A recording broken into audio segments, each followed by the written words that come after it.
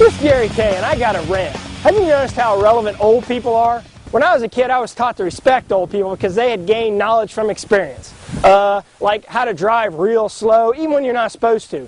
And when I was a kid, we went over to my grandparents' house. I ate whatever was served. I never complained that half the room smelled like mothballs, nor did I complain that their TV only had 2 channels, and barely winced when I was relegated to the kids' table, even when I visited from college. And I have to admit, though, when my grandfather spoke, he did have some amazing stories. You know, the moon landing, the Depression, the war.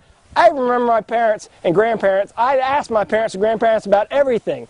School, work, how to buy a house, how to open a checking account, how to make money, how to buy tickets even when they...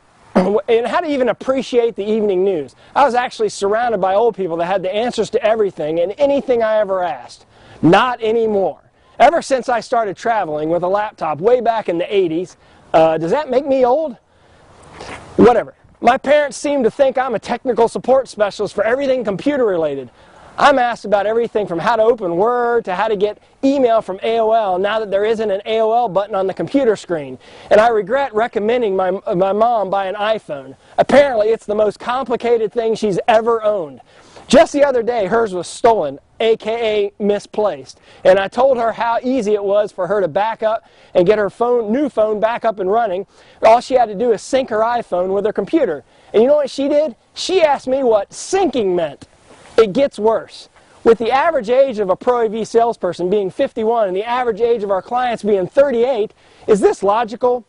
We're on the verge of a major chasm between what we know and what they expect us to know. We may know a lot about AV geek speak now, but as we move more towards a networked AV world, they, the customer, will know more about this stuff than we will. Is anyone else paying attention to this besides me?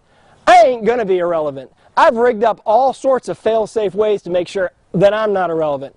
At home, at least. For example, I'm the only person who knows how to turn my home theater on, thanks to the overcomplicated control system. You know what I mean by that. So, what can you do to make sure that you're not creating a chasm between you and what you know and what the customer knows? Well, you're supposed to be adopting IP-enabled AV products, and if you've done that, you're well on your way. If not, prepare for retirement. So here's some steps.